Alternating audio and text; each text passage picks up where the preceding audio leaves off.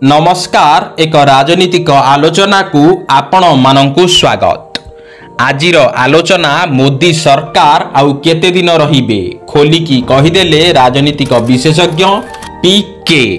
सूचना अनुसार जनसुराजर प्रतिष्ठाता प्रशांत किशोर प्रधानमंत्री नरेंद्र मोदी सरकार विषय रे एक बड़ टिप्पणी देइचंती। नरेंद्र मोदी एवं तांको सरकार लोकप्रियता ह्रास पाइछि बोली प्रशांत किशोर दाबी करिचंती। तृतीय पर्याय कार्यकाल रे नरेंद्र मोदी केते दिन प्रधानमंत्री रहिबे ताहा जम्मू काश्मीर, दिल्ली, हरियाणा, महाराष्ट्र, झारखंड, पश्चिम बंग, आसाम, तमिलनाडु एवं बिहार विधानसभा निर्वाचन फलाफल उपरे निर्भर करे। जम्मू काश्मीर रे निर्वाचन जारी रहिछि।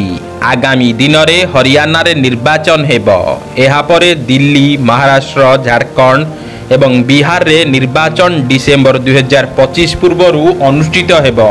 प्रशांत किशोर कहिचंती जे जदि एही फलाफल बीजेपी विरोध रे आसे तेबे सरकार स्थिरता उपरे निश्चिंत प्रश्नबाची उठिब।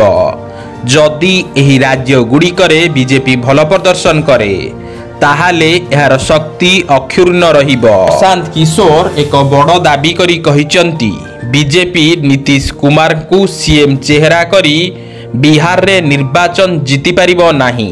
बीजेपी रो बाध्य बाधकता हेउची जे दल नीतीश कुमार को ही मुख्यमंत्री पदरु हटाई पारिबो नाही।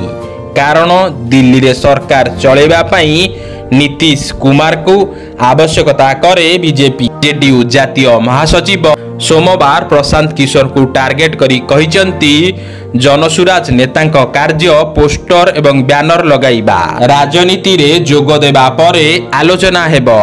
प्रशांत किशोर को आदर्श उपरे प्रश्न करी मनीष कहिचंती प्रशांत किशोर निर्वाचन रे जितिबाकू जाउथिबा बड़ नेतांक सहित मिसी निजर परिचय सृष्टि करुचंती।